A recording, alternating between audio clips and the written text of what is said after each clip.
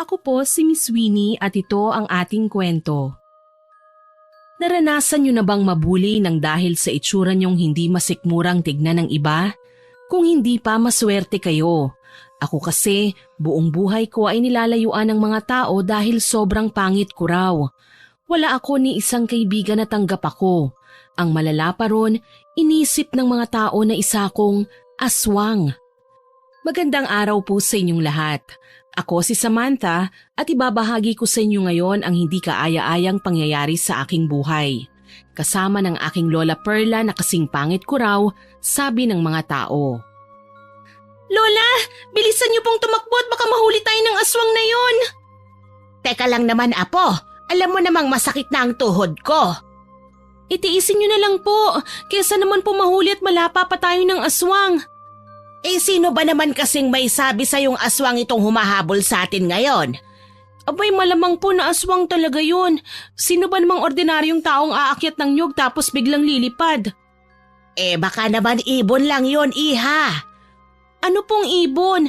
Hindi po yun ibon, La. Ang laki-laki niya po tsaka narinig niyo naman kung gaano kalakas ang ingay paglipad nun. Paano ka nga nakakasiguro, Iha? Nakita mo bang itsura nun? Ang dilim-dilim na kaya? Ano ba naman kayo, Lola? Bilisan niyo na nga lang po ang pagtakbo dyan. Ayusin mo rin yung flashlight mo, hindi ko makita ang dinadaanan natin, Apo. 10:00 na ng gabi nang makauwi kami ni Lola Perla mula sa kumare niya roon sa kabilang baryo. Birthday kasi ng bunso ng kanyang kumare at inimbita siya, kaya sinama niya na rin ako. Yun nga lang, ginabi kami ng uwi kahit maaga naman sanang natapos ang selebrasyon. Nakipagchismisan pa kasi roon ng lola ko, tsaka naghintay rin ng ipapauwing ulam. Kung nakinig nga lang si Lola Perla sa akin, hindi sana kami ginabi ng uwi. Doon na nga kami dumaan sa Nyugan kasi may shortcut doon. Kung sa kabahayan kami dadaan, matatagalan kaming makarating sa bahay. Sa kasamaang palad, ayun na nga ang nangyari. Tahimik lang kaming naglalakad ni Lola Perla nang bigla akong makakita ng dambuhalang tao sa itaas ng nyug. Ang ikinagulat ko pa ay nang bigla itong lumipad at hinabol na nga kami. Buti na lang talaga nagawa naming makatakas sa pangyayaring yun. Ay, sa wakas, nakauwi rin tayo. Madali ka't ikandado mo na yung pintuan, Apo. Opo, Lola. Walang yang nilalang na yon. Gusto pa yata tayong lapain nun. O di naniwala na po kayong aswang yon. Hindi nga sana kasi wala namang masamang aswang dito sa baryo natin. Pero ano pa bang magagawa ko? Nakita ko na. Mabuti naman po kung ganon. Akala ko aabutin ako ng umaga sa pagkumbinsi sa inyo na aswang po yun eh. Pero bakit naman lumilipad yun, Samantha, Apo? Hindi kaya manananggal yun? Abay, malay ko po. Ang mabuti pa matulog na lang po tayo. Nababanas pa rin po ako dun sa bruhang nakaaway ko kanina sa handaan eh. Nakaaway? May nakaaway ka, Iha? Sino naman yon? Hindi ko po kilala. Basta wala naman pong bago. Inaasar pa rin po niya ang itsura ko. Abalo ko yun ah. Bakit hindi ka nagsumbong sa akin kanina, Apo? Naipagtanggol sana kita.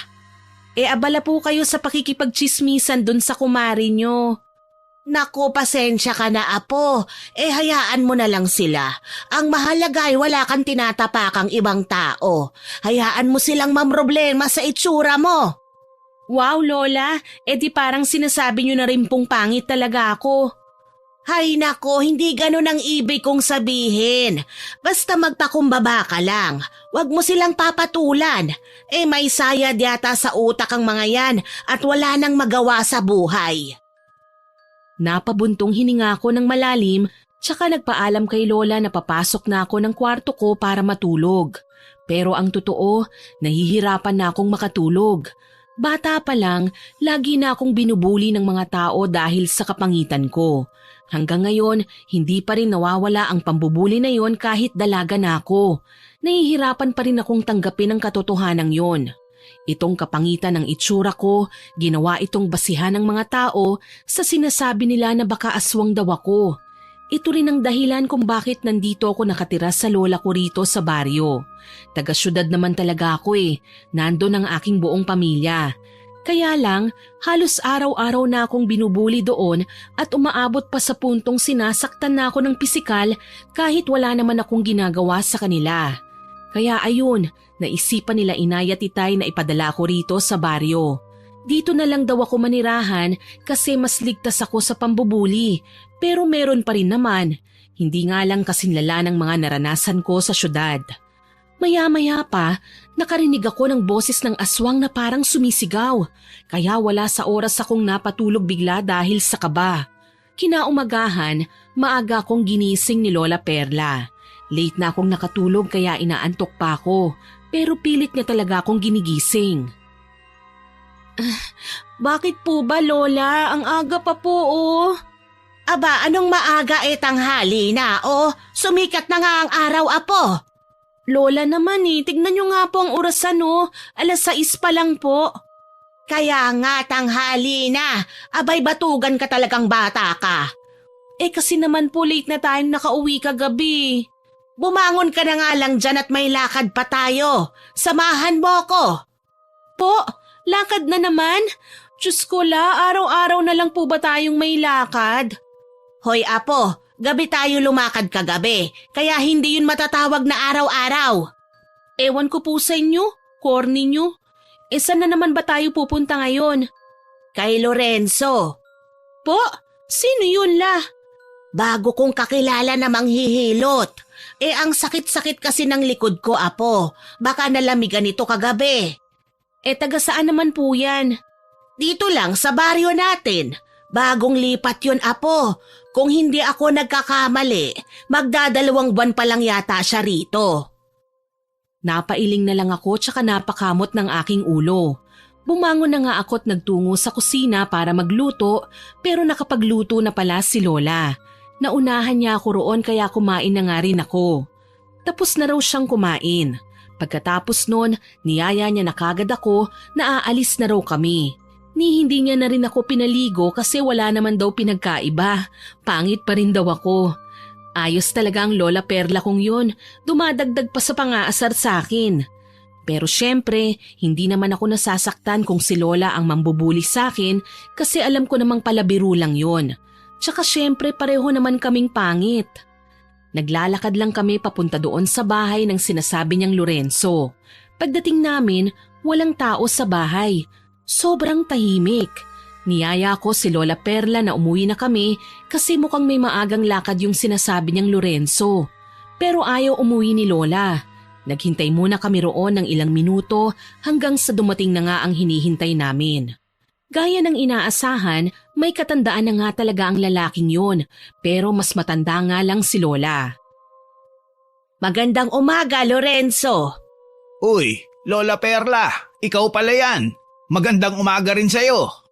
Wala ka bang mahalagang lakad ngayon? Magpapahilot sana ako Ang sakit ng katawan ko.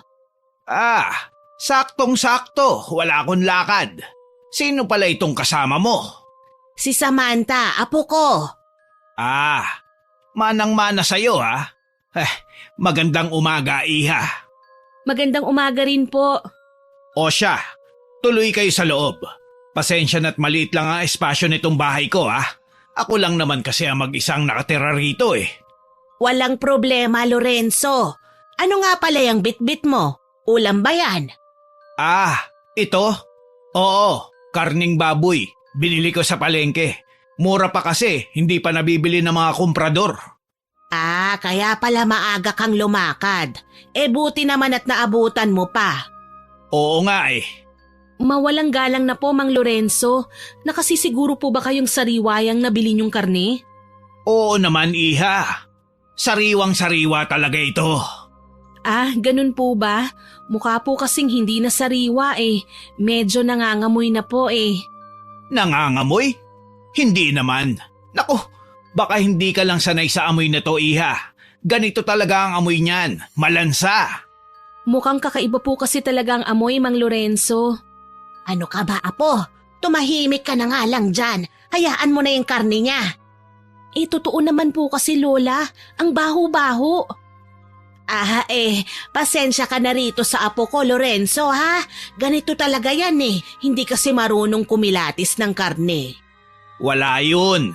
Ganito na talaga mga kabataan ngayon. Oo siya, maupo muna kayo rito at kukunin ko lang sa silid ang mga gamit ko. Pasimple kong inoobserbahan ang bahay na yon habang wala pa si Mang Lorenzo. Palinga-linga ako sa paligid. Wala naman akong nakikitang kakaiba pero may nararamdaman akong hindi tama. Hindi na nga ako mapalagay roon hanggang sa lumabas na si Mang Lorenzo sa silid niya. Sinimulan niya na kagad hilutin ng lola ko. Tahimik lang akong nakaupo roon habang nakatingin sa kanilang dalawa. Kung ano-ano na lang ang pinag-uusapan nila hanggang sa matapos na nga. Inabutan ni Lola Perla ng salapi si Mang Lorenzo at tinanggap naman ito ng huli. Pagkatapos nun, nagpaalam na kami ni Lola para umuwi. Habang naglalakad nga kami pabalik sa bahay, hindi ko maiwasang pag-usapan ng tungkol sa lalaking yun. Parang may mali kasi sa kanya. Lola, wala po ba kayong napapansing kakaiba kay Mang Lorenzo? Kakaiba? Ano naman yon, iha? Hindi ko nga po maipaliwanag Basta po, parang may mali sa kanya Mali? Ano ba yung sinasabi mo dyan? Parang pamilyar po kasi sa akin ang postura niya Hindi ko lang po talaga matandaan kung saan at kailan ko ba nakita. Napaka-weirdo mo talagang bata ka. Huwag mo nang isipin yan. Hindi po Para po kasing ano Ano? Parang kasing laki niya po yung dambuhalang nilalang na nakita natin kagabi sa Niyogan. Ano? Diyos ko kang bata ka. Ang layo-layo kaya nun. Magkahawig nga lang po. Hay nako, ewan ko sa'yo. Ginawa mo pang aswang si Lorenzo. Sobrang imposible nun. Paano nyo naman po nasabing imposible yun? Kasi walang palyang nagsisimba ang taong yon kada araw ng linggo. Madalas ding nagpupunta sa simbahan kahit walang misa, nananalangin lang. Paano nyo naman po nalaman? Minsan nakikita ko, minsan naman naririnig ko sa mga tao. Talaga po? Oo, kaya tigilan mo na yung panghuhusga mo. Saglit akong tumahimik habang patuloy kaming naglalakad ng lola ko. Ayoko na sanang pag-usapan pa ang tungkol doon kasi hindi naman ako sigurado sa mga napapansin ko. Kaya lang, hindi ako pinatatahimik ng sarili kong utak. Pakiramdam ko, kailangan kong siguraduhin ang mga bagay-bagay para hindi na ako malito pa o magduda. Kaya nagsalita ulit ako. La, ang baho po kasi ng bahay niya. Ano naman ngayon kung mabaho, apo? Kakaiba po kasi ang amoy Nagtitiis lang ako kanina pero malapit na po talaga akong masuka. Parang amoy patay. Talaga? Bakit parang hindi ko naman naamoy yon? Yung dala niyang karne lang ang naaamoy ko.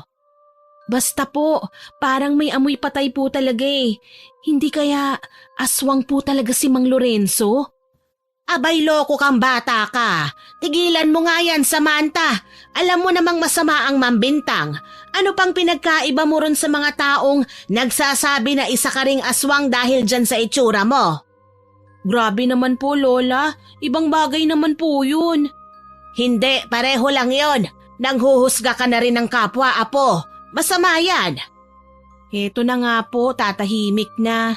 Mabuti. Siya nga pala, mamayang gabi na pala ang selebrasyon ng anibersaryo sa kasal ni Doña Mercedes. Inimbitahan niya ako noong nakaraang linggo, iha. Sumama ka sa akin, ha? Ayan na naman po tayo Puro na lang kayo may lakad.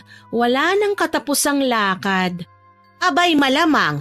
Alangan namang gagapang ako. Ewan ko po sa inyo, Lola. Ang corny-corny niyo talaga. Matapos ang halos 20 minuto naming paglalakad, nakauwi na rin kami sa bahay. Pinilit pa ako ni Lola Perla na sumama sa kanya mamayang gabi. Doon nga raw kami pupunta sa bahay ng kilala niyang mabait na mag-asawa sa kabilang baryo, kung saan kami dumalo ng kaarawan. Mayaman ang mag-asawang yon pero wala raw silang anak. Baka baog ang isa sa kanila. Ang bilis lang talaga ni Lola na makahanap ng bagong kaibigan kahit mukha rin siyang aswang sa itsura niya. Ano na, apo? Sasama ka sa akin mamaya, ha? Titignan ko po, Lola. May gagawin pa po kasi ko ngayon Ano naman ang gagawin mo? May lakad ka ba? Opo, rarakit ulit ako, pandagdag sa aking ipon. Malapit na rin po kasing matapos ang school year na to eh. Sa susunod na pasukan, mag-aaral na po ako ulit. Ay, oo nga pala, Iha. Sige, mag-iingat ka ha. Opo, Pero samahan mo pa rin ako, Apo. Mamayang gabi pa naman yon. titignan ko nga po. Abay, wag mo nang pag-isipan pa. Nasa kabilang baryo kaya yon at gabi na rin gaganapin ang selebrasyon. Hahayaan mo ba ang lola mong pumunta ron na mag-isa at umuwi rin mag-isa? Hindi ka ba mag-aalala sa akin na baka mapahamak ako sa daan? Naku, nakuha niyo pa talaga akong konsensyahin ano? Pwede namang hindi na kayo dumalo ron. Hindi naman kayo mahalagang bisita para sa kanila, kung sino man ang mga yan. Aba, lahat ng bisita ay mahalaga lalo na kapag sila na mismo ang nag-imbita sa akin. Oo na po, Lola. Basta hayaan niyo po muna akong magbanat ng buto sa araw na to. Maghahanap ako ng trabaho. Nag-iipon kasi ako ng pera para may pambayad ako ng matrikula sa susunod na taon ng pasukan. Huminto nga lang ako sa pag-aaral para makapag-ipon muna. Kung sapat na ang maiipon ko, tsaka ako papasok ulit sa kolehiyo. Kaya ayun na nga, nagpaalam na ako kay Lola at lumakad na. Bandang 10:00 ng umaga nang makahanap ako roon sa kabilang baryo kasi may nagpapalaba. Ang pakilala niya sa akin ay si Doña Mercedes daw, kaya medyo nagtaka ako. Parang ganun din kasi ang pangalang binanggit ni Lola sa akin na bago niyang kaibigan. Nagpakilala na nga ako sa kanya tsaka binati. Pagkatapos noon ay nagsimula na siyang sabihin kung ano ang gagawin. Ano nga ulit ang pangalan mo, Iha? Samantha po, Doña Mercedes. Okay, Samantha. Ang gusto ko sanang mangyari, bilisan mo ang paglalaba. Kailangan ko nang isuot mamayang gabi ang bestidang ito kaya dapat maisampay mo na kagad habang mataas pang sikat ng araw. Masusunod po, Doña. May selebrasyon kasi akong gagawin mamaya para sa anibersaryo ng kasal namin ng asawa ko. Handa na yung damit niya pero yung akin hindi pa. Kaya bilisan mo ang kilos mo Huwag kang mag-alala, mataas ako magpasahod. Ibibigay ko kagad sa iyo pagkatapos mong labhan at patuyuin yan. Opo, Doña Mercedes. O siya, magsimula ka na, Iha. Panay ngiti at tangulang ako kahit medyo nakakailang makipag-usap sa mayayaman. Mukhang hindi mabait ang Donya, pero hindi rin naman siya mukhang istrikta. Parang ordinaryong mayamang babae lang. Mas lumalakas nga ang palagay kong siya talaga yung Doña Mercedes na tinutukoy ng lola ko. Lalo na't nabanggit ng Donya ang tungkol sa anibersaryo ng kasal nila ng kanyang asawa na gaganapin mamayang gabi. Nagsimula na nga ako sa aking trabaho. Hindi lang isang damit ang nilalabhan ko. Medyo marami rin ang mga yon. Pero isang bestida nga lang ang gusto ni Doña Mercedes na siyang uunahin ko, kaya yun na nga ang aking ginawa. Ingat na ingat ako sa paglalaba kasi baka masira ko pa, mukhang mamahalin pa naman yun. Inuna ko na lang muna labhan yung bestida ng Donya bago ang iba. Pagkatapos ay sinampay ko na ngayon sa sampayan nilang nasa likuran ng kanilang bahay, tsaka ako nagpatuloy sa paglalaba. Kaya lang, biglang may asong lumabas mula sa kung saan at tinatahulan niya ako. Naku, Doggy, peace tayo ha. Huwag mo akong tinatahulan dyan. Aba, inaano ba kitang aso ka? Diyan ka lang ha, huwag kang lalapit. Anak ng tokwa, hoy, huwag kang lumapit sa akin, diyan ka lang Doggy. Naku naman oo. Doña Mercedes? Ma'am, sa inyo po ba itong aso? Mukhang mangangagat po yata ito Donya, nandyan po ba kayo? Diyos ko, bakit walang sumasagot? Naloko na talaga ito. Teka, hoy, aso! Anong ginagawa mo? Lumayo ka riyan sa bestida ng Donya! Alis! Alis! Hindi ko malaman kung anong mali sa asong yun. Parang baliw na aso yata kasi tinatahulan niya ang sinampay kong bestida ng Donya tsaka niya itong inangat-ngat. Kaya sobrang natataranta na ako sa pagsuway dito. Kaya lang, ayaw talaga nitong paawat. Halos mangyak-ngyak na nga ako sa kasisigaw. Binabato ko na nga ng kung ano-anong bagay ang asong yun pero ayaw talagang tumigil. Hindi rin ako makalapit kasi baka kagatin ako. Hanggang sa napaigtad na lang ako sa gulat nang biglang lumabas ng bahay si Doña Mercedes. kung saan ako naglalaba. Paglabas niya, tumakbo rin palayo ang aso. Anong nangyayari dito? Nako, ang bestida ko! Donya, anong nangyari sa bestida ko, Samantha? Mahabaging langit, bakit gusot-gusot na ito? Kasi po, yung aso po Anong aso? Kinagat po ng aso, Donya. Nilalaro niya po at… Ano? At hinayaan mo lang? Bakit mo hinayaang punitin ng asong yun ang bestida ko? Pasensya na po talaga, Doña Mercedes. Hindi ko po alam ang gagawin ko Natakot po ako sa aso, mukhang nangangagat po kasi. Diyos ko naman, hindi mo man lang ba naisip kung gaano kamahal ang bestidang ito? Tapos hinayaan mo lang na masira? Pasensya na po talaga, Donya. Anong magagawa niyang pasensya mo kung nasira na ang bestidang isusuot ko mamaya? Bayaran mo ito! Po? Narinig mo ko, Samantha. Bayaran mo itong bestida ko. Higit 1,000 ito nung binili ko. Pero may awa pa rin naman ako. Kaya sarado 1,000 na lang ang ipapabayad ko sa'yo. Po, pero wala po akong ganong kalaking halagang pera, Donya. Abay, problema mo na yan.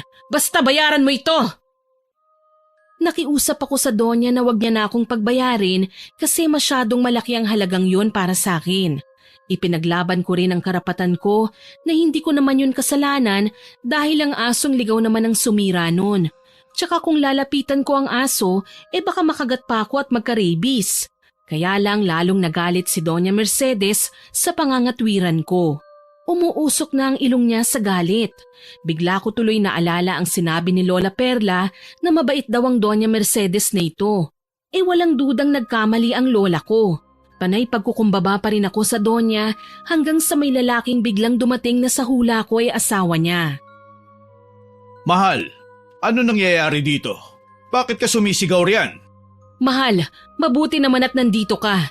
Tignan mo nga itong bestida ko para sa selebrasyon nating mamayang gabi Sirang-sira na. Kasalanan ng babaeng yan. Bakit? Ano bang nangyari dyan? Ninatngat ng asong ligaw at hindi man lang pinigilan ng labanderang yan. Pasensya na po talaga. Hayaan niyo po, babayaran ko po yan. Ay nako, ikaw talaga Mercedes. Gumagana na naman ang iyong ugali. Huwag mo ngang pakitaan ng ganyang pag-uugali itong sino ka nga ba ulit, Iha? Samantha po. Okay, Samantha. Ako si Don Perfecto. Pagpasensya mo na ang ugali ng asawa ko, ha? Nagmamaldita na naman Pero mabait talaga yan. Ayos lang po yun, kasalanan ko naman po Hoy, nandito pa ako. Kung makapag-usap kayo parang walang ibang tao rito Basta nagkasundo na tayo, Samantha. Wala kang sasahurin sa akin kasi hindi mo naman natapos ang trabaho mo. Nasira mo pang bestida ko. Umuwi ka na nga lang. Pero Donya, huwag ka nang magsalita pa. Simulan mo nang maghanap ng pera at nang mabayaran mo na itong bestida ko. Pati susuotin ko mamaya poproblemahin ko patuloy. Tsaka ikaw na babae ka, huwag kang magtatangkang takasan ako sa utang mo dahil ipapahanap kita. Talagang makukulong ka kung tatakasan mo ko. Naiintindihan mo? Mahal naman. Huwag naman ganun. Hindi ikaw ang kinakausap ko, Perfecto. Manahimik ka nga muna riyan. O ano, Samantha? Naiintindihan mo ba ako? Opo, Doña Mercedes. Mabuti kung ganon. Pwede ka nang lumayas dito. Naaalibadbaran na ako sa pagmumukha mong yan. Ang pangit-pangit na nga, ang tanga-tanga pa. Naiyak na lang talaga ako sa mga salitang naririnig ko mula kay Doña Mercedes. Hindi ako makapaniwalang mabait ang tingin ni Lola Perla sa kanya. Namumroblema na nga ako kung saan hahanap ng 1,000, nasaktan pa sa pagkutsa ng Donya sa itsura ko. Kahit kailan talaga, hindi na nilulubayan ng mga tao ang mukha ko. Umalis na lang ako sa malaking bahay na yon habang humihikbi ako. Sinubukan akong pigilan ni Don Perfecto para pagaanin ang kalooban ko. Pero nagpaalam na lang ako sa kanya. Mabuti pa ang Don may kabaitan pa. Yung asawa niya, halimaw naman pala kung magalit. Palakad-lakad lang ako sa kabahayan at hindi ko pinapansin ang mga tao sa paligid ko. Kahit alam kong pinagtitinginan nila ako kasi may pangit na babaeng naglalakad sa lugar nila. Ipinagpatuloy ko na lang ang paghahanap ng bagong racket kaysa uuwi ako at makita ni Lola Perla ang ganitong kalagayan ko. Habang naglilibot nga ako, hindi ko inaasahang makakasalubong si Mang Lorenzo. may dala uli siyang plastik ng karne. Pero hindi na yun mabaho sa pagkakataong yun. Samantha, ikaw yung apo ni Lola Perla, hindi ba? Ako nga po. Nako, pasensya ka na ha. Muntik na kitang hindi nakilala. Ang gulo-gulo kasi ng buhok mo, iha. Saka, hindi ako magaling sa pagtanda ng itsura. Ay, siya nga pala. Anong ginagawa mo rito? Naghahanap lang po ako ng racket. Talaga? Tapos, may nahanap ka na ba? Meron po pero minalas naman kagad. Bakit? Ano bang nangyari? Basta po, minalas. Mukhang minalas ka nga talaga. Basta't mag-iingat ka, iha ha. Huwag kang magpagabi sa daan. Baka magaya ka nung isang dalaga ron sa baryo natin. Po? Bakit po? Nako, hindi mo pa ba nabalitaan? Nabalitaan ang alin po? May dalaga raw na inaswang noong nakaraang linggo pa. Tapos kagabi lang, natagpuan na lang napatay na. Sinipsip daw ang dugo. Ano? Seryoso po ba kayo? Oo, iha. Malapit na nga akong magsisi kung bakit lumipat pa ako rito sa baryong ito. May masasamang aswang pala rito. Nako, kung alam ko lang, sana hindi na lang ako rito bumili ng lupa. Seryoso po talaga? May namatay na po rito dahil sa aswang? Seryoso nga yun, iha. Mag-iingat ka na lang ha. Baka hindi lang isang aswang dito. Baka marami sila. Naku, o siya, paalam na muna sa'yo ha. Mauna na ako. Mag-iingat ka. Sige po, ingat din po kayo. Pag-alis ni Mang Lorenzo, hindi na mawala-wala sa isip ko ang tungkol sa sinabi niya. Nakalimutan ko tuloy ang babayaran kong 1,000 kay Doña Mercedes. Natuon ang aking atensyon sa aswang na sinabi ni Mang Lorenzo at pati na rin sa dalagang biktima na yon. Nagpatuloy pa rin ako sa paglalakad. Maya-maya pa, may nakita kong mga taong nagtitipon-tipon mula sa unahan. Mukhang nagchichismisan yata at sobrang seryoso ng mukha nila. Naisip ko na baka pinag-uusapan nila ang tungkol sa aswang na yon kaya pa simple akong dumaan para palihim na magnakaw ng impormasyon. Kaya lang, sa halip na makasagap ng balita, bigla ba naman nila akong pinagtawanan kasi ang pangit ko nga raw. May isa pang nagsabi na mukha raw akong aswang. Yung isa naman, sinabi na baka aswang nga raw talaga ako. Kaya ayun, tumakbo na lang ako palayo sa kanila at bumalik na sa baryo namin tsaka dumiretso ng uwi sa bahay ni Lola Perla. Oh, Samantha, iha, nandito ka na pala. Opo, Lola. Kumusta naman ang iyong lakad? May nahanap ka bang racket? Wala po Marami kasing marami pong requirements yung nakita ko. Wala po ako nun Ganun ba? Naku, ayos lang yan, iha. Opo, marami pa naman pong iba dyan. Tama. O siya, kumain ka na ba? Nananghalian ka na? Hindi pa po O sige, tatapusin ko muna tong niluluto ko, iha, at nang makakain na tayo. Opo, sige po. Hindi ko pinahalata kay Lola Perla na malungkot ako at kagagaling lang sa pag-iyak. Kasi ayokong pati siya ay mag-alala at mamroblema na rin sa halaga ng perang babayaran ko. Sobrang bigat ng loob kong pumasok sa kwarto ko. Nagmumuni-muni na nga ako kaagad pagpasok ko pa lang. Pero may napansin akong kakaibang bagay na nakalapag sa aking mesa na nasa gilid ng bintana. Agad ko itong nilapitan tsaka dinampot at sinuri ng tingin. Ano ito? Kwintas? Ang laki naman yata nito. Kanino ba ito? Tsaka anong klaseng kwintas to?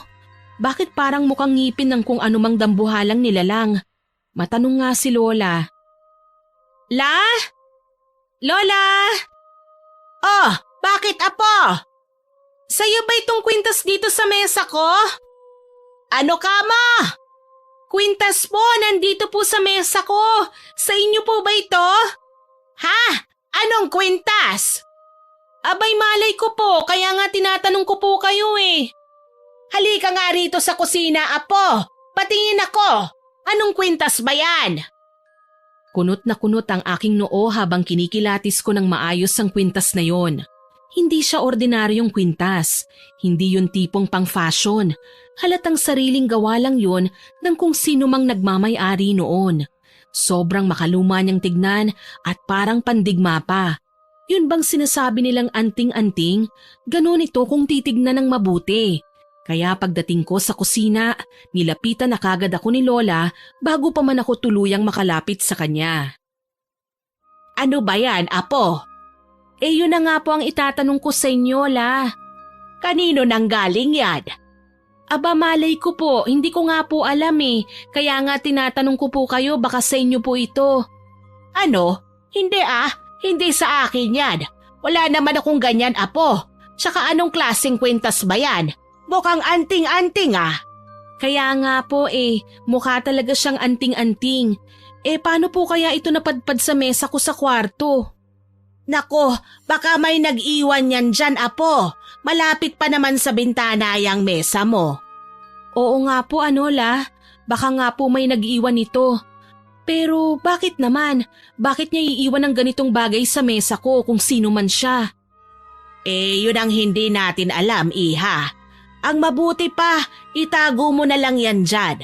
Malay mo, baka pampaswerte yan. Di yayaman tayo bigla. Ay nako, Lola Perla. Itatago ko na nga lang po ito. O sige, malapit na ring maluto yung ulam natin. Kakain na tayo maya-maya. Opo. Pagkatapos kong itago sa ilalim ng aking kama ang anting-anting na yon, nananghalian na nga ako kasabay si Lola. Wala naman akong ibang lakad sa araw na yon, kaya naglaban na muna ako tsaka naglinis ng buong bahay. Kinahapunan, nakita kong naligo si Lola. Hindi ko na pinansin pa yon kasi madalas naman siyang naliligo tuwing hapon. Pero noong nagbihis na siya ng magandang damit, medyo nagtaka ako kung saan ang lakad niya. Tsaka ko lang naalala na may pupuntahan nga pala siyang selebrasyon ng anibersaryo ng kasal. Doon kina Doña Mercedes at Don Perfecto. Lola, saan ka po pupunta? Doon ba sa nag-imbita sa inyong Doña? Oo, Iha. Yung sinabi ko sa'yo kaninang umaga. Teka, bakit hindi ka pa naghahanda dyan? Sasama ka sa akin. Ganun po ba? Pasensya na po pero hindi ako sasama sa inyo at hindi rin kayo pupunta ron. Ano? Anong hindi ako pupunta? Aba, hindi pa pwede yan, Apo. Wag na pong matigas ang ulo nyo, Lola. Dito na lang po kayo sa bahay. Walang aalis dito. At bakit naman, Aber? Nagkasundo na tayo kanina na pupunta ako roon at sasabahan mo ko. Opo, pero nagbago na po ang isip ko. Hindi kayo pupunta ron. Bakit nga? Bigyan mo ko ng magandang dahilan. Kasi po, may panganib. Oo, tama. May panganib na po rito sa baryo natin. Hindi na po ligtas na gumala tuwing gabi. Ano? Paano mo nasabi? Ang sabi po ni Mang Lorenzo, may dalaga raw na biniktima ng aswang dito sa baryo natin. Sinipsip daw po ang dugo. Dalaga ba ka mo? Abay dalaga naman pala matanda na ako. Hindi ako matitipuhan ng aswang na yan. Lola, wag na nga pong matigas ang ulo nyo. Tsaka isa pa, masama po ang ugali nung sinasabi niyong Doña Mercedes. Ano? Aba, hindi totoo yan, Apo. Siya pa nga mismo ang nag-imbita sa akin, hindi ba? Mabait sa akin ang babaeng yon. Bahala po kayo kung ayaw niyong maniwala. Basta hindi ko kayo papayagang umalis. Kitang-kita ko ang pagmamaktol ng lola ko pagkatapos niya akong talikuran. Daig niya pa talaga ang bata. Ako itong apo niya pero siya ang mas matigas ang ulo. Sinubukan ko pang ipilit sa kanya ang pangit na ugali ni Doña Mercedes pero ayaw niya talagang maniwala. Kung sa bagay, hindi ko naman sinabi kay Lola ang pangyayari doon sa bahay ng Doña. Wala namang mabuting maidudulot kung malalaman pa yun ng lola ko. Kinaumagahan, nagpaalam ulit ako kay Lola Perla na lalakad ulit ako para ipagpatuloy ang paghahanap ng raket. Aalis na sana ako pero gusto niya raw sumama kaya sumakit ang ulo ko. Pakiramdam kasi ni Lola bagets pa siya. Akala mo naman malakas pa ang mga buto niya. Dito na lang po kayo, Lola. Mainit ang panahon ngayon. Baka mamaya himatayin pa kayo sa kalalakad. May payong naman tayo, iha. Tsaka ayoko nang walang ginagawa, ano? Ang boring ng buhay. Gusto kong maglakwatsa habang buhay pa ako. Hay naku Lola naman, wag na nga pong matigas ang ulo nyo. Dito lang kayo sa bahay. Hoy apo, ikaw namimihasa ka na ha? Kahapon, pinigilan mo akong pumunta sa selebrasyon ng anibersaryo ng kasal. Ngayon naman, ayaw mo akong payagan na sumama sa'yo. Kailan mo ako papayagan, apo? Kapag patay na ako. Wag naman po kayong magsalita ng ganyan. O sige na, sasama na kayo. Basta wag po kayong magrereklamo na masakit ang katawan nyo pagkatapos nito ha. Oo, apo. Pangako, wala kang maririnig sa akin. Didiretso lang ako kay Lorenzo para magpahilot. Ewan ko po sa inyo. Tara na nga po. Ang daldal nyo po talaga eh. Lumakad na nga kami ng lola ko. Nagdala ko ng bote ng tubig tsaka payong at scarf para sa lola ko. Wala masyadong naghahanap ng empleyado sa baryo namin kaya doon pa rin kami nagpunta sa kabilang baryo. Naglalakad pa rin kami. Pagdating namin doon, hanap na nga ako ng hanap. Hindi na nga lang ako makahanap ng maayos kasi palagi kong tinitignan kung ayos pa ba si Lola Perla. Mukhang ayos naman siya at ganadong-ganado pa rin. Ang taas ng energy niya. Maya-maya pa, biglang naglaro ang tadhana.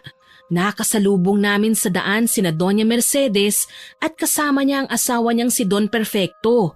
Mukhang galing sila sa palengke kasi may bitbit na basket ng mga gulay at prutas ang asawa ng Donya.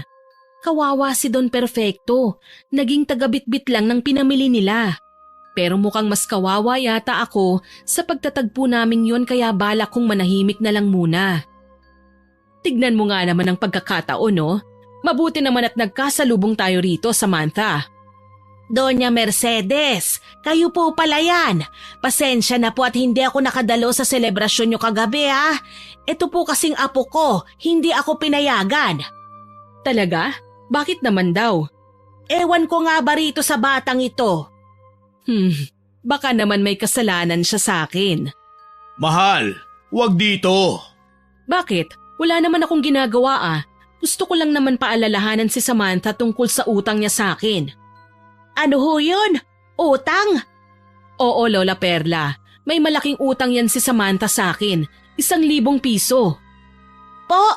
Teka lang, 1,000 piso? Seryoso po ba kayo, Doña Mercedes? Paano po nangyari yun? Paano nagkautang sa inyo ang apo ko? Talagang hindi nagsabi sa inyo ang apo niyong yan, Lola? Wala pong nabanggit itong si Samantha eh. Pwede niyo ho bang sabihin sa akin kung ano ang nangyari? Wala na akong panahon para dyan. Marami pa akong gagawin, Lola Perla.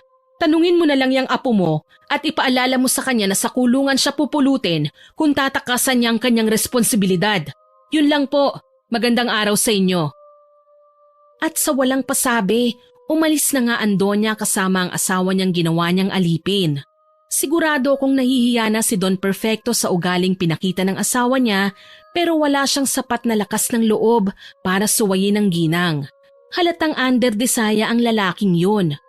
Nang tuluyan ng makalayo ang mag-asawa, tsaka lang ako binalingan ni Lola Perla. Ang talim ng tingin niya sa akin na para bang may malaki akong kasalanan sa kanya. Kaya ayun, napilitan akong ipaliwanag kay Lola ang lahat ng pangyayari doon sa bahay ng mag-asawang mayaman. Magkahalong emosyon ang nakikita ko sa mga mata ni Lola pagkatapos niyang malaman ang lahat. Naroon ang gulat, galit at pagkayamot para sa ginang. Siguradong hindi niya inaasahan na pangit pala ang ugali ng Donyang muntik na niyang tingalain at sambahin. Por Diyos por Santo, hindi ko inaasahang ganun pala ang ugali ni Doña Mercedes, apo. Sinabi ko naman po sa inyo masama talaga ang ugali niyan. Abay, hindi mo naman kasi nilinaw sa akin na ganun pala kasama. Nilinaw ko po sa inyo. Sadyang ayaw nyo lang po talagang maniwala sa akin. Masyado kasi kayong nagpapaniwala sa mga taong hindi nyo pa lubusang nakikilala, Lola. Oo na, apo. Mali na ako. Inaamin ko na. Mabuti naman po kung ganun. Pero apo, paano mo babayaran yung sinasabi ng Donya na 1,000 mong utang sa kanya? Yun na nga po ang pinoproblema ko Pero wag po kayong mag-alala. Hahanap at hahanap po ako ng paraan. Ako na po ang bahala. O sige apo, naway makahanap ka kagad ng mapapasukang trabaho. Makalipas ang ilang araw, wala pa rin talaga akong mahanap na trabaho. Sobrang lala ng agawan ng racket. Kung saan-saang bayan na nga ako napupunta para mamasukan sa kahit na anong trabahong kaya ko. Pero wala pa rin talaga eh. Kahit kaya ko, hindi nila ako tinatanggap. Siguro dahil pangit ako, mukhang aswang, buhaghag ang buhok, maitim ang balat, pangit manamit at maruming tignan kahit naliligo naman ako. Kaya ayun, napag-isipan kong pumunta na lang sa bukid. May maliit kaming lupa roon na pinagtamnan ng mga saging, kamote, mga gulay at kung ano-ano pa. Titignan ko kung may mapapalaba ko roon at nang may maibenta ako sa palengke. Pagdating ko sa bukid, nakita ko ang isang buwig ng saging na medyo hinog na ang ibang bunga. Nilagari ko na nga ang puno ng saging para putulin yon. Habang abala lang ako sa aking ginagawa, napapansin kong parang may tao sa likuran ko. Kaya hinanap ko nga yun. Ganun na lang ang gulat ko nang bumungad sa aking paningin si Don Perfecto. Don Perfecto? Kayo po pala yan? Ano pong ginagawa nyo rito? Paano nyo nalaman na nandito ako? Magandang umaga, Samantha. Nagulat ba kita? Pasensya ka na ha. Nakita ko kasing may namumutol ng saging dito at medyo namukaan kita mula sa malayo kanina. Kaya nagtaka ako't lumapit na rito. Ikaw nga pala talaga yan. Opo, ako nga po ito. Sa amin itong sakahan eh. Ganun ba? Naku, magkatabi lang pala ang lupang pansakahan natin. Po? Talaga? Naku, ang galing naman po. Nagsasaka po pala kayo? Sa yaman yung yan? Naku, hindi iya. May mga binabayaran ako magsasaka na siya mag-aasikaso rito sa lupa namin. Nandito lang ako dahil tinitignan ko mga pananim nila. Naku, maganda po yun. Nga pala, nagkita na lang din tayo rito. Sa'yo ko na lang ipapagawa ang garden sa bahay namin. Alam kong nangangailangan ka ng pera, iha. Opo eh. Anong klaseng garden po yan? Flower garden para sa misis ko. Babayaran kita, iha. May mga buto na rin ako para sa bulaklak na gusto ni Mercedes. Ano? Payag ka bang magtrabaho? Naku, payag na payag po. Ilang araw na kaya ako naghahanap ng trabaho sa kabilang baryo, pati sa bayan. Mabuti kung ganun. Pwede ka na magsimula bukas. Pumunta ka na lang sa bahay, ha? Sige po, Don Perfecto. Darating po ako. Sige. Mauna na ako, iha. Sige po, ingat po kayo. Napayes kaagad ako pagkatalikod ni Don Perfecto sa akin. Sobrang saya ko sa pagkakataong yon. Hulog talaga ng langit ang Don na yon. Tinuloy ko na nga ang ginagawa ko roon sa sakahan. Pagkatapos nun, umuwi na kagad ako sa bahay ni Lola Perla. Dala ko ang isang kalahating sako ng mga na-harvest naming pananim at isang balita para kay Lola. Hindi na nga ako nagpatumpik-tumpik pa at sinabi ko na kagad sa kanya ang trabahong lumapit sa akin. Gaya ng inaasahan, gulat na gulat din ang Lola Perla ko. Ni hindi nga siya makapaniwala na nakahanap ako ng trabaho sa mga sandaling hindi ako naghahanap nito. Masaya ako sa balitang yan, apo. Pero sigurado ka na bang tatanggapin mo yan? Opo, La. Paano si Doña Mercedes? Mukhang may personal na galit pa naman sa'yo ang babaeng yon. Baka mamaya, hindi ka sahuran nun kasi may utang ka pa nga. Hindi naman po siguro, Lola. Si Don Perfecto naman po ang magpapasahod sa akin eh. Pero kung pipigilan siya ni Doña Mercedes dahil nga po sa utang ko, di ayos pa rin po. Para lang din akong nagtrabaho sa kanila para pambayad ng utang ko. Kung sa bagay, may punto ka riyan, iha. O siya, kailan ka raw magsisimula? Bukas daw po, pwede na. O sige, iha. Bukas din, pupunta ulit ako sa bahay ni Lorenzo. Po? Bakit naman po, La? Magpapahilot ulit ako, apo. Sumasakit na naman kasi ang likod ko eh. Hindi na kinakaya ng ointment. Ganun po ba? Gusto niyo po bang samahan ko na kayo? Ano ka ba, iha? Hindi na. Asikasuhin mo na yung trabaho mo. Sigurado po kayo? Malaya naman po akong magdesisyon kung kailan ko sisimulan ng trabaho ko doon. Hindi na, Apo. Kaya ko namang pumunta ng mag-isa roon. Sige po, sinabi niyo yan ah. Kayo pong bahala. Kinaumagahan, maaga na nga akong gumising para maghanda na.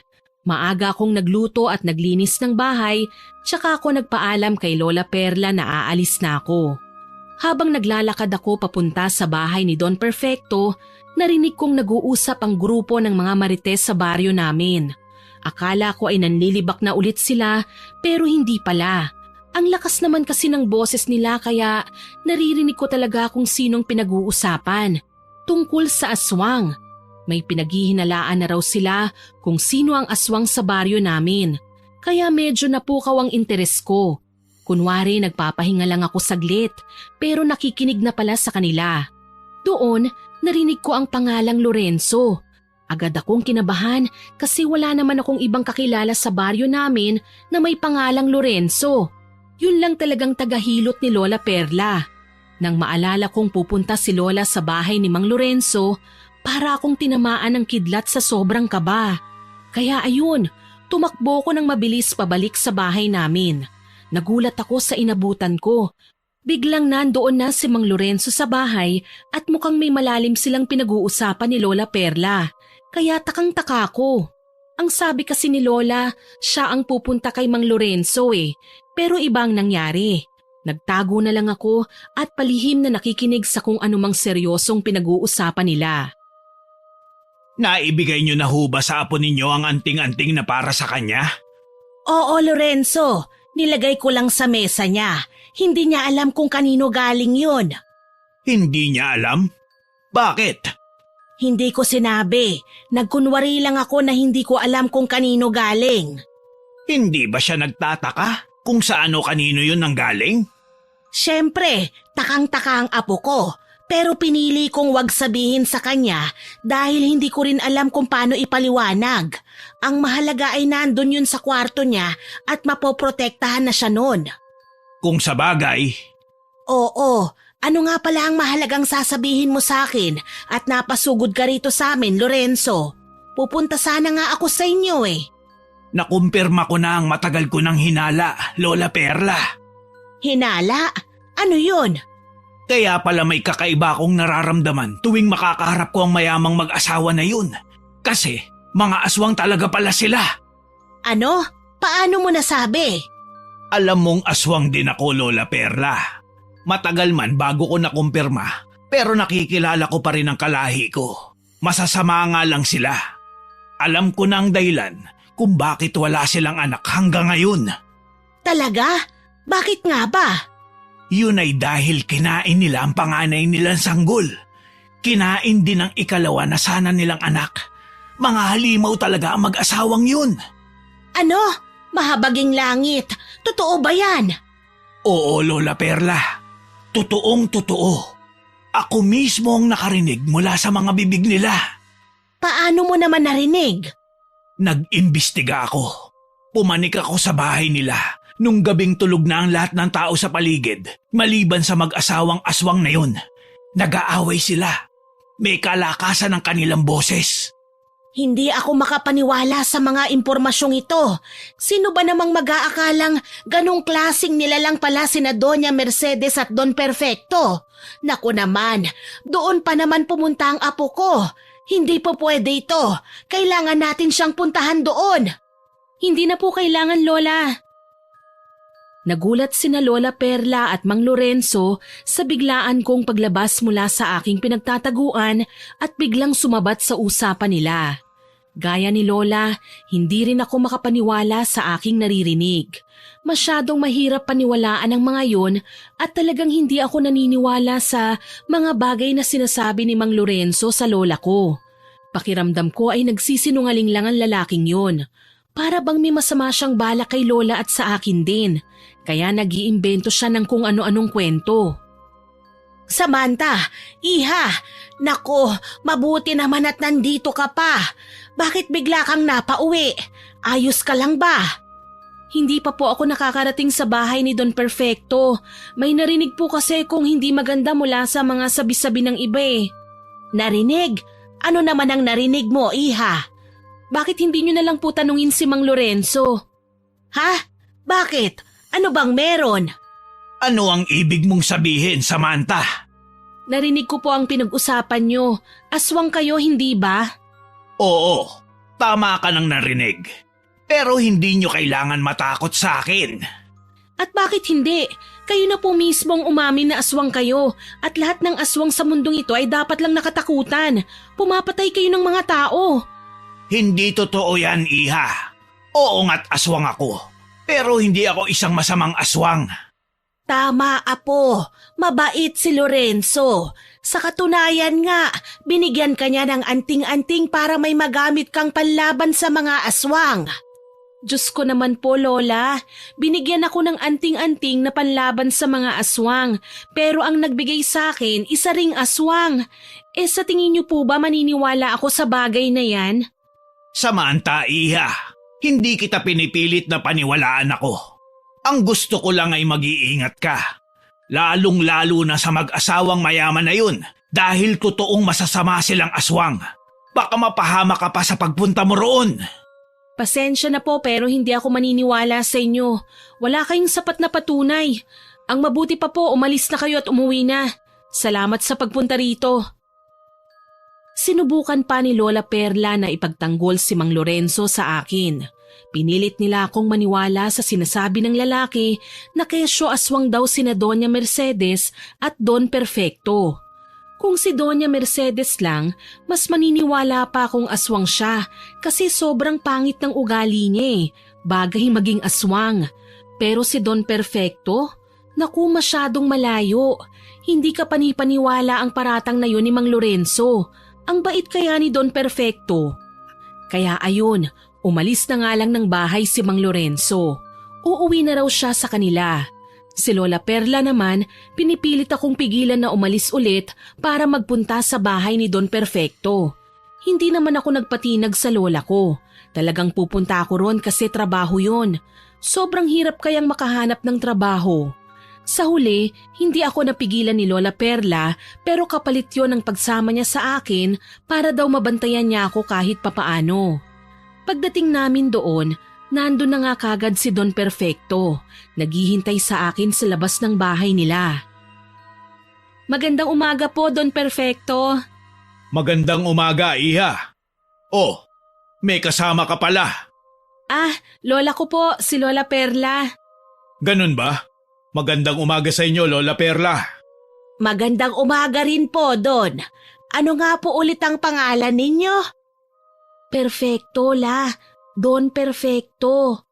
Ah, oo, tama. Magandang umaga rin po, Don Perfecto. O sige, heto na ang mga buto ng bulaklak, iha. Tara na't pumunta na tayo sa likuran ng bahay. Doon daw kasi gusto ng misis ko na palagyan ng hardin. Sige po. Pagkahatid niya sa amin sa likuran ng bahay nila, nagkukwento muna si Don Perfecto tungkol sa kung ano-anong mga bagay. Nagsisimula na rin ako sa trabaho ko. Si Lola Perla naman, nakaupo lang doon sa gilid at nanonood sa akin. Sobrang sama ng aura niya, kaya lagi ko siyang sinisenyasan nang umiti-ngiti naman siya kahit papaano. Maya-maya pa, nagpaalam na si Don Perfecto sa amin. Kukuha lang daw siya sa kusina ng pangmeryenda, kaya nagpatuloy na ako sa aking ginagawa. Kumpleto naman ang mga kagamitan na gagamitin ko roon sa pagtatanim ng mga bulaklak. Habang abala ko sa ginagawa ko, bigla akong nakarinig ng babaeng nagsasalita. Nandun si Doña Mercedes at medyo nagtataray na naman siya. Anong ginagawa mo rito, Samantha? Hindi ba't naghahanap ka dapat ng racket ngayon para may pambayad ka na sa utang mo sa akin? Eto na nga po ang ginagawa ko, Doña Mercedes. Ano nga ang ginagawa mo? Nagtatrabaho po rito sa inyo. Ano? Anong magtatrabaho ka rito? Wala akong maalalang kinuha kita bilang katulong dito. Hindi po ako katulong dito. Saglit lang po ako rito sa bahay nyo kasi gagawan ko lang kayo ng garden. Kinuha po ako ni Don Perfecto eh. Ganun ba? Pwes, pwede ka nang umalis ngayon. Hindi pa nga po ako nakakalahati sa trabaho ko, Donya. Wala akong pakialam. Maghanap ka ng ibang trabaho. Huwag dito sa amin. Sandali lang naman po. Mukhang hindi po yata tama na palayasin niyo ang apo ko. At bakit hindi? Kasi ang asawa niyo naman po ang magpapasahod sa kanya. Hindi naman po kayo. Wala akong pakialam. Bahay ko to at ayokong may nakikita akong ibang tao rito. Lalo na ang mga kagaya nyo. Ang papangit ng pagmumukha nyo. Maglola nga talaga kayo. Kinikilabutan ako. Aba, hindi na po tama yung ginagawa nyo ah. Kung gusto nyong umalis kami rito, edi aalis kami. Hindi nyo na po kailangan pang laitin kami ng apo ko. Bakit? Totoo naman ah. Nakakatakot tignan yung mga itsura nyo. Hindi ba kayo marunong maligo at magsuklay? Ang sama naman pala talaga ng ugali mo. Naniwala pa naman akong mabait ka. May nalalaman ka pang paimbi-imbita sa akin sa selebrasyon nyo noong nakaraan. At naniwala ka naman, Lola Perla. Naku, ang hina rin pala ng utak nyo eh. Sa tingin nyo ba papapasukin ko ang isang bisitang kagaya nyo kung sakaling dumating ka nga noon?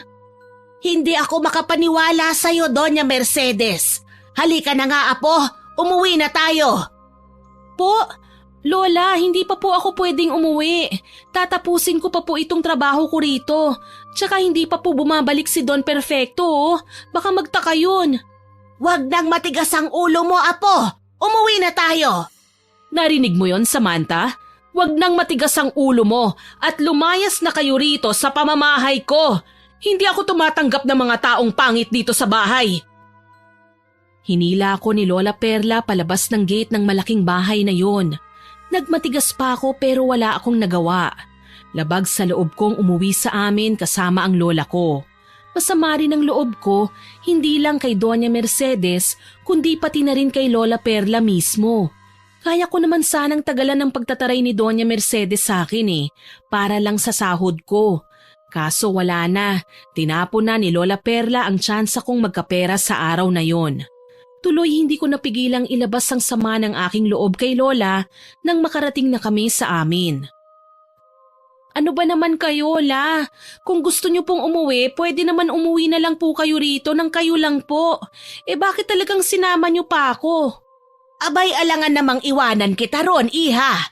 Mapanganib na nga ang mag-asawang yon. Sobrang sama pa ng ugali ng Donya. Hindi ko naman po yun ikamamatay. Ang mahalaga, makaipon po ako ng pera pambayad sa kanya. Marami pang ibang trabahong mapapasukan dyan, apo. Ano pong marami? Alam niyo po kung gaano kahirap makahanap ng trabaho, Lola. Huwag nga po kayong ganyan. Kailangan ko po ng pera bago pa matapos ang school year na to. At bakit naman? Malamang para makapag-aral na nga po ako ulit. Hindi niyo naman po ako kayang pag-aralin kaya nga nag-iipon po ako ng pera. Pasensya ka na, apo. Hay nako, kailangan ko rin po ng pera para makabili ako ng mga pampaganda. Ano? Pampaganda ba ka mo, apo? Bakit naman? Tinatanong pa po ba yan? Sawang-sawa na po akong makutsa sa kapangitan ko Sawang-sawa na akong mapagkamalan na aswang. Sawang-sawa na po akong pagtawanan ng ibang tao. Hindi naman totoo yung sinasabi nila, Samantha, apo. Hindi totoo na aswang ako, pero totoo pong mukha akong aswang sa kapangitan kong ito. Apo, wag mong sasabihin yan. Totoo naman po Ang pangit-pangit ko. Kaya nga wala po ako maski isang kaibigan Wala ring nagmamahal sa akin. Hindi totoo yan. Nandito ako, iha. Mahal ka ng lola mo. Alam niyo po kung anong ibig kong sabihin, Lola. Tsaka isa pa, namimiss ko na po sina Inay at Titay sa syudad. Pati na po ang mga kapatid ko. Gusto ko na pong umuwi roon Pero hanggat pangit pa ako, hindi po ako makakauwi sa amin Pasensya na, apo. Hindi ko alam na yan pala ang nararamdaman mo. Hindi ko na pinansin ang lola ko. Humakbang ako palabas ng bahay pero bago ko pa man magawa yon, mabilis na akong hinarangan ni Lola at kanya sinara ang pintuan. Pinigilan niya akong umalis. Nagpumilit ako pero ayaw niya talaga. Ipinaliwanag ni Lola sa akin kung bakit hindi ako pwedeng bumalik sa bahay ni Don Perfecto. Para na raw akong naghuhukay ng sarili kong libingan noon. Sa umpisa, hindi talaga ako naniniwala sa sinasabi ni Mang Lorenzo na aswang ang mag-asawang yun.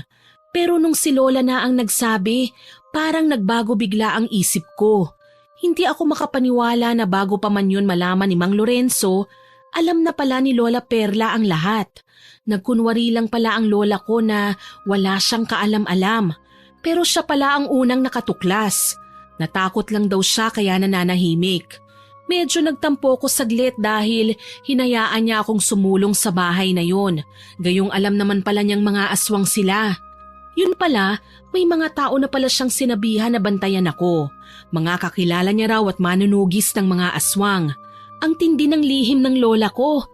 Dahil doon, nakumbinsi ako ni Lola Perla na pumunta sa bahay ni Mang Lorenzo. Magkasama kaming nakarating doon para pag-usapan ng isang napakahalagang bagay. Oh, Lola Perla, Samantha, anong sadya niyo at naparito kayo bigla? Nandito kami dahil may sasabihin sa'yo ang apo ko. Ano yun? Mang Lorenzo, pasensya na po kayo sa mga sinasabi ko sa inyo kanina ha. Ang gulo-gulo po kasi, ang dami pong nangyari sa araw na ito. Wala yun, Iha. Naiintindihan ko naman. Naniniwala na si Samantha sa mga sinasabi natin, Lorenzo. Talaga? Anong nangyari at biglang nagbago ang isip niya? Pinatunayan ko. Ikaw na nga ang magpaliwanag dito sa apo ko kung ano ang dapat niyang gawin. O sige. Bago nagsimulang magpaliwanag si Mang Lorenzo, inayos niya muna ang kanyang pagkakaupo. Nakaupo rin ako katabi ni Lola at kaharap namin ng lalaki. May dinukot siyang kung ano-anong bagay sa bulsa tsaka niya yun pinakita sa akin. Nakilala ko kagad ang itsura nun kasi katulad yun ng kwintas na anting-anting na tinago ko sa ilalim ng aking kama. Tunay ngang si Mang Lorenzo ang nagbigay nun sa akin at idinaan lang niya kay Lola. Kung bakit niya ako binigyan nun, yun ang hindi ko pa alam. Kaya tinanong ko na nga siya. Mang Lorenzo, ano po bang meron? Bakit niyo po ako binibigyan nun? Birhen ka pa ba, Iha? Po? Bakit niyo naman po naitanong yan? Sagutin mo na lang, apo. Aba, oo naman po. Birhen na birhen pa po ako. Hindi pa nga po ako nagkakanobyo eh. Bakit po ba? Kung ganon, talagang ikaw ang posibleng magiging susunod nilang biktima. Yung dalaga noong nakaraan na biniktima ni Don Perfecto, birhen din yun. Po? Teka, hindi ko po maintindihan eh. Ipaliwanag niyo nga po sa akin kung ano ang nangyayari at kung anong kinalaman yan sa pagbigay niyo sa akin ng anting-anting. Hindi lang basta-basta aswang si Don Perfecto, Iha. Isa rin siyang manyakis. Gusto niya ng babaeng birhen. Pinagsasamantalahan niya muna ang babae bago niya sinisip-sip ang dugo at kung minsan ay nilalapa pa. Silang dalawa ng asawa niyang si Doña Mercedes. Po? Totoo po ba yan? Ikaw ang bahala kung ayaw mo pa rin maniwala. Hindi naman po sa ganun, pero parang ang hirap po kasing paniwalaan eh. Masyado po silang maganda at gwapong tignan para maging aswang. Hay nako, ayan ka na naman sa pag-iisip mong yan, apo eh. Bakit ba? Kapag ba aswang, kailangan pangit ka agad? Sa ganun naman po madalas ang nangyayari eh. Tama na yan. Ang masasabi ko lang sa'yo, Iha, ay mag-iingat ka. Huwag kang kakagat sa bitag ni Don Perfecto sa'yo. Saka mas ligtas ka kung isusuot mo palagi ang anting-anting na bigay ko sa'yo. Huwag mong itago sa loob ng iyong damit. Ilabas mo talaga para mas matakot sila na biktimahin ka. Opo, Mang Lorenzo. Maraming salamat po. Pero huwag kang pakampante.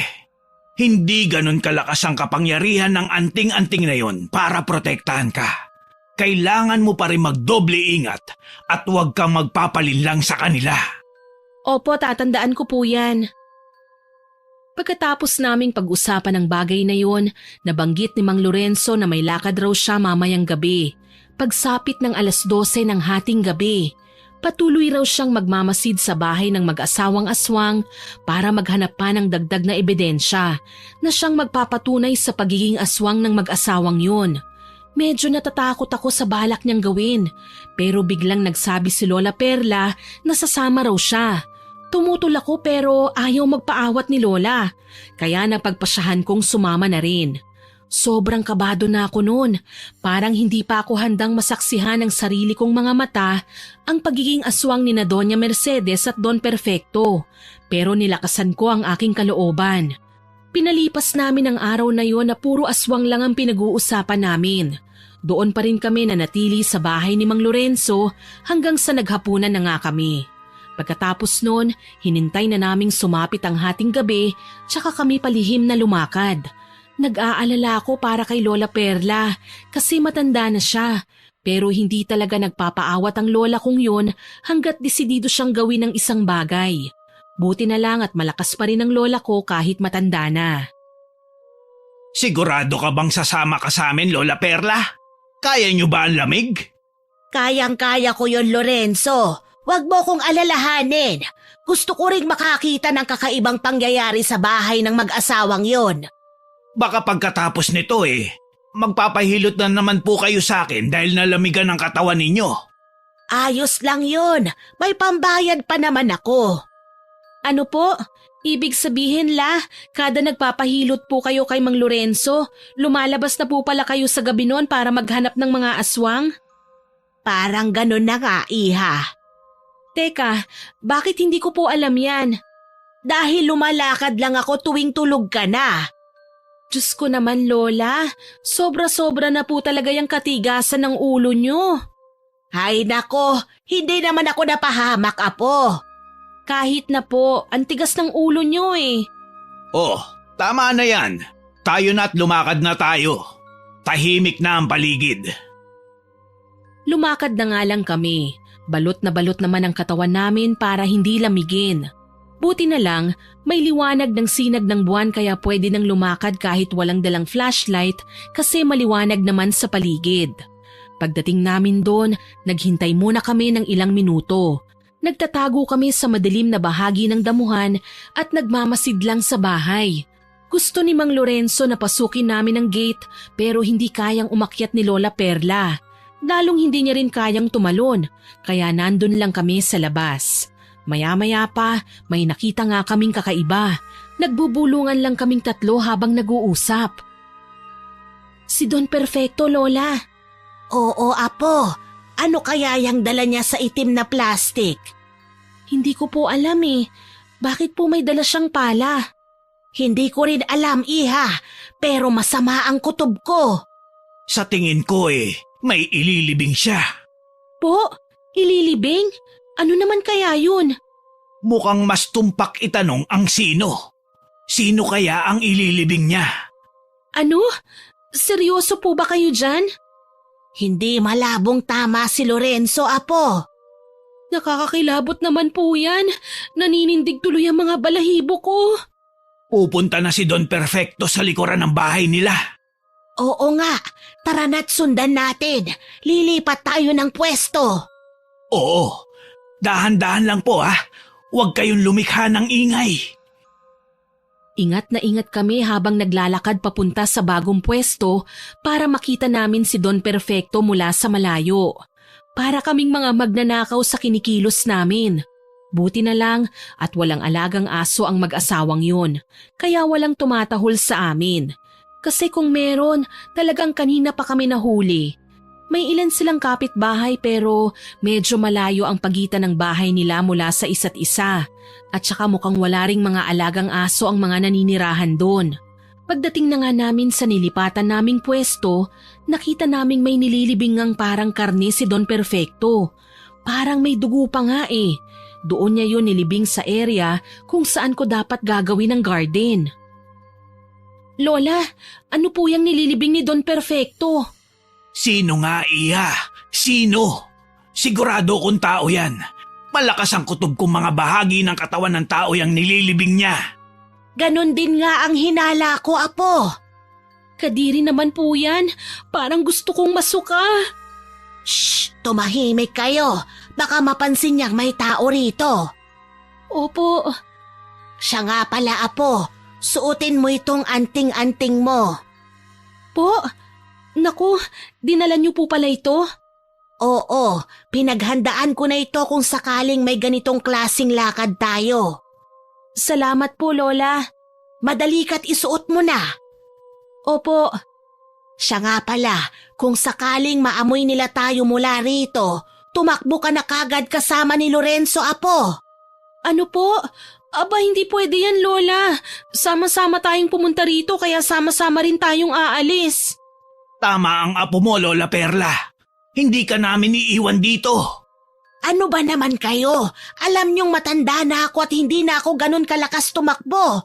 Kailangan iligtas ang apo ko. Siya naman ang mas kailangan nila eh. Sigurado kung hindi na nila ako gagalawin dahil matanda na ako. Sigurado ka ba dyan, Lola Perla? Anak ng Tokwa, Doña Mercedes? Para kaming tinamaan ng kidlat sa matinding pagkagulat dahil sa biglaang pagsulpot ni Doña Mercedes mula sa likuran namin. Wala kaming kamalay-malay na nandun na pala siya at nakangising nakikinig sa pinag-uusapan namin. Dahil sa gulat ko, napaatras na nga ako nang wala sa oras. Ganon din si Lola Perla at Mang Lorenzo. Hindi kami nakakilos kagad kasi may mga lalaking kasama ang Donya. Parang mga tauhan niya yata kaya lalo akong kinabahan para sa kaligtasan namin. Nasa 5 yung mga lalaking nasa likuran ng Donya. Ang lakas ng loob niyong pumanhik dito? Hindi na talaga kayo nag-iisip ah. Lola Perla, Samantha, tumakas na kayo. Ako nang bahala sa kanila. Ano po? Ang dami po nila oh. Hindi niyo po sila kakayanin, Mang Lorenzo. Kaya ko sila, Iha. Magtiwala ka lang sa akin. Tumakas na kayo ng lola mo! At sinong may sabi sa inyong makakatakas kayo? Walang tatakas! Hulihin niyo ang 3 ito, mga bata! Bago pa man kami makatakbo, naharangan na nga kami ng mga lalaking tauhan ni Doña Mercedes. Mabilis nila kaming hinuli at ginapos, tsaka kami pinipilit na hilahin papasok sa gate ng bahay ng Doña. Nagpupumiglas kaming 3, pero hindi namin kaya ang lakas ng mga lalaking yun. Hanggang sa tuluyan na nga kaming makapasok sa bahay nila. Nandun naghihintay si Don Perfecto at talagang ang sama-sama ng pagkangisi niya sa amin. Ang dating malaanghel niyang muka ay napalitan ng malademonyong aura. Hindi ako makapaniwalang nagawa akong lokohin ng taong yun. Igapos niyo sa upuan ng mga bihag. Anong gagawin mo sa amin, Doña Mercedes? Maghintay ka lang, Lorenzo. Huwag kang atat. Hoy, bruha! Pakawalan mo kami rito! At bakit ko naman gagawin yon? Dahil wala ka namang mapapala sa amin! Anong wala? Nagpapatawa ka ba, tanda? Sa'yo at sa Lorenzong yan, baka wala akong mapapala. Pero kay Samantha... Bakit? Anong gagawin niyo sa akin? Hindi niyo naman siguro kailangan ng birheng gagahasain, ano? Patawa ka talaga, Samantha. Hindi ko kailangan yon. Pero kailangan ka ng aking asawa. Hindi ba mahal? Oo, mahal. Nababaliw na ba kayong mag-asawa? Paano nyo nakakayang sigmurain ang bagay na yan? Wala ka nang pakialam doon, Lorenzo. Oo, wala talaga akong pakialam. Pero hindi lang ako makapaniwala sa iyo, Doña Mercedes. Hinahayaan mo lang ang asawa mong tumikim ng ibang babae bago niya papatayin? Hindi ka ba naninibugho? Manibugho? Ano ko, bata? Huwag ka nang magtaka sa mag-asawang yan, Lorenzo. Hindi lang sila mga aswang kundi mga baliw rin. Nasisiraan na sila ng bait. Humalakhak ng sobrang lakas si Doña Mercedes, tsaka niya inutusan ng mga lalaking tauhan niya na bantayan kami. Pareho na kaming nakaupo sa silya roon habang nakagapos ang mga kamay namin sa likuran, pati na rin ang aming mga paa. Pagkatapos noon, umalis muna saglit si Doña Mercedes at sumunod naman ang kanyang asawa at ilang mga tauhan. 2 lalaki na lang ang nagbabantay sa amin. Hindi ko alam kung saan sila pupunta, pero masama ang kutob ko eh. Mukhang may iba pa silang binabalak na gawin sa amin at ayoko nang isipin pa yon kasi lalo lang akong natatakot. Tahimik na lang akong humihiling na sana ay biglang magmilagro at makatakas kami roon. Makalipas ang maraming minuto, nagulat ako nang biglang kumalabog ng ingay. Pero mas nagulat ako nang makita kong si Mang Lorenzo pala yun na nakikipagsuntukan sa 2 lalaki. Hindi ako makapaniwalang nagawa niyang kalaga ng kanyang sarili. Wala akong ideya kung paano niya nagawa yun. Mag-iingat ka, Lorenzo! Huwag kayong mag-alala. Makakatakas tayo rito. Lola, paano nakalaga ni Mang Lorenzo ang sarili niya? Hindi ko alam, iha, pero mahusay siya sa ganitong bagay. Hindi nagtagal, bagsak na nga sa sahigang dalawang lalaki. Tuwang-tuwa ako na may halong matinding kaba. Kinalaga na nga kagad ni Mang Lorenzo si Lola Perla. Pagkatapos nun ay tsaka niya ako binalingan. Sobrang bilis ng pintig ng puso ko dahil baka maabutan kami ng Don at Donya. Buti na lang at talagang malawak at malaki ang bahay nila. Mukhang hindi nila naririnig ang mga pangyayari sa loob ng silid kung saan nila kami ikinulong. Pagkatapos akong kalaga ni Mang Lorenzo, mabilis akong tumayo para tumakas na sana kami roon. Kaya lang, biglang pumasok ng silid sina Doña Mercedes at Don Perfecto, kasunod ng iba pa niyang mga tauhang lalaki. At saan naman niyo balak pumunta? Kung ayaw niyong dumanak ang dugo niyo rito sa sarili niyong pamamahay, patakasin niyo na kami, Doña Mercedes. Anong sabi mo? Patawa ka talaga, Lorenzo. Ang lakas din ng loob mong magmayabang dito sa sarili kong pamamahay. Sa tingin mo ba makakaalis kayo rito ng buhay? Hindi ako nagmamayabang, Doña Mercedes. Nagbibigay lang ako ng babala sa inyo ng asawa mo. Matapang ka, Lorenzo. Tignan natin ngayon ang tapang mo. Ako ang harapin mo. At sa isang iglap, bigla na lang sinugod ni Don Perfecto si Mang Lorenzo, kaya bigla akong napaatras at napakapit sa braso ng lola ko.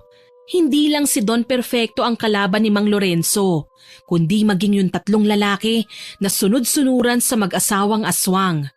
Ilang beses na ngang napapasigaw si Lola para sabihing mag-iingat si Mang Lorenzo, lalo na't aswang ang kalaban niya. Ewan ko lang dun sa tatlong lalaki. Dahan-dahang humahakbang si Doña Mercedes papalapit sa pwestong kinaroroonan namin ni Lola Perla. Kaya pabilis din ang pintig ng puso ko. Huwag kang lumapit sa akin! Bakit? Hindi ka pa ba handang mamatay, Samantha? Huwag kang matakot sa babaeng yan, iha. Hindi nila tayo tuluyang masasaktan dahil may suot tayong anting-anting. Siguraduhin mo lang na hindi niya matatanggal yan sa leeg mo. Opo, Lola. Sa tingin niyo ba'y matatakot niyo ako sa anting-anting na yan? Hindi ako natatakot dyan! Kung ganon, patunayan mo!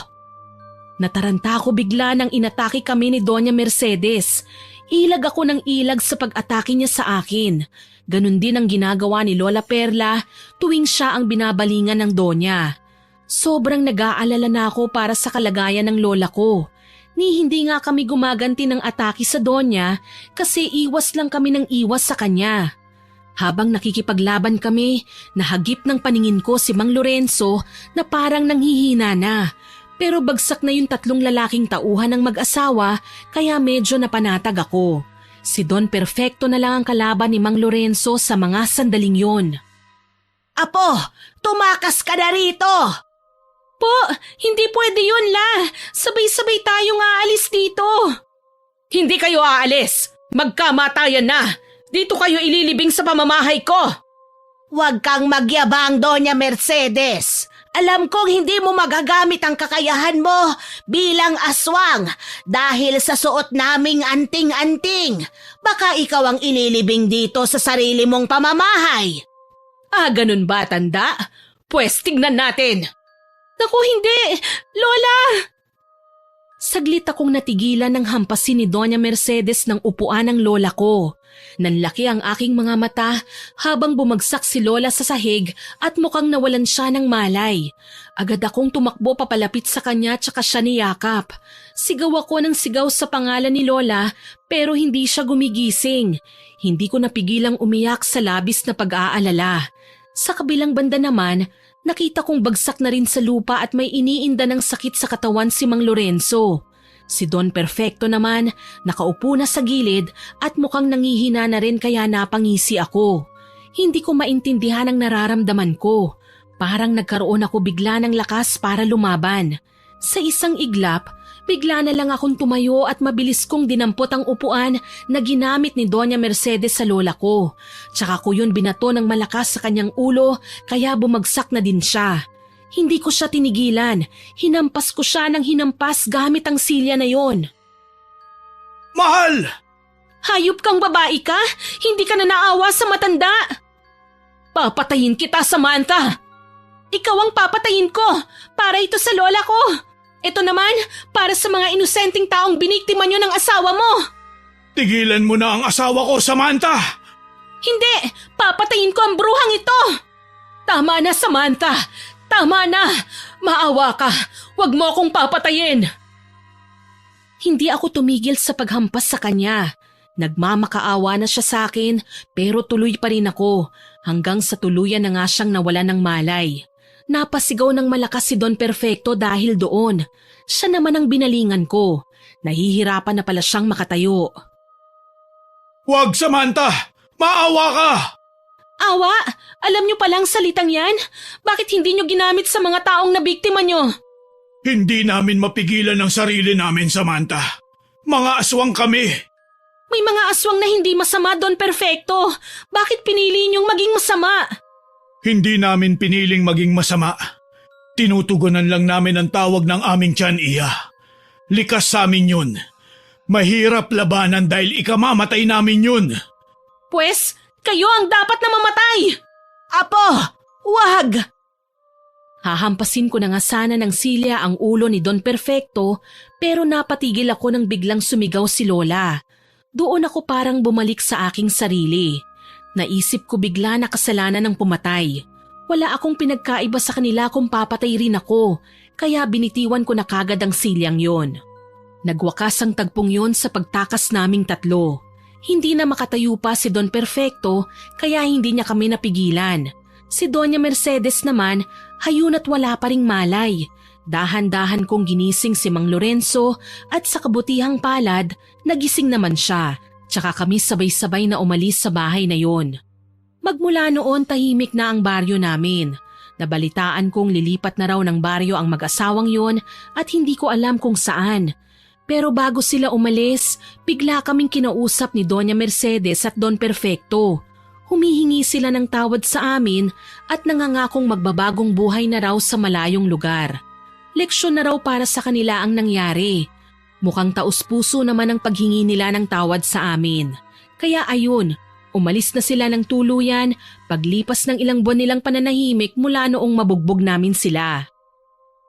Ay, sa wakas payapa na rin tayo, Lola. Oo nga, Apo. Salamat sa katapangan mo. Hindi lang naman ako, La. Salamat din po sa inyo ni Mang Lorenzo. O siya, kumain ka na at papasok ka pa sa eskwelahan. Opo, Lola. Napangiti ako. Nakapag-ipon na ako ng pera para sa pag-aaral ko. Nakahanap na kasi ako ng magandang trabaho tuwing gabi. Estudyante sa umaga, tindera naman sa bakery sa gabi. Bukod pa ron, binigyan din ako ni Doña Mercedes ng malaking halaga ng pera kahit hindi ko na raw bayaran ang utang ko. Hindi yun bayad kundi tulong niya raw ha, para na rin sa konsensya nila ng asawa niya. Gamitin ko rin daw para sa pagpapaganda ko bukod sa pag-aaral. Kaya ayun, nagpapaganda na rin ako at inaayos na ang sarili ko, pero hindi na bumalik pa sa syudad.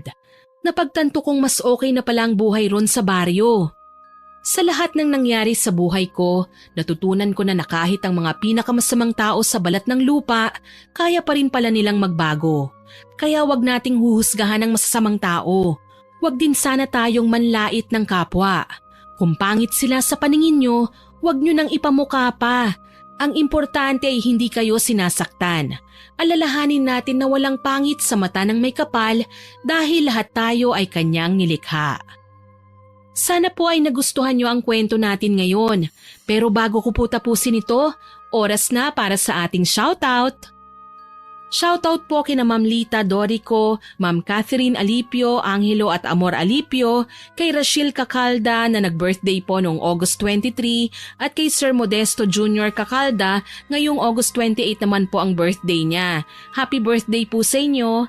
Hello din po kay Ma'am Elizabeth Dungca from Pampanga, kay Ma'am Abby Ruiz, kay Ma'am Wilma Leses, kay Sir Jerome Musa at kay Ira. Salamat po sa pakikinig nyo.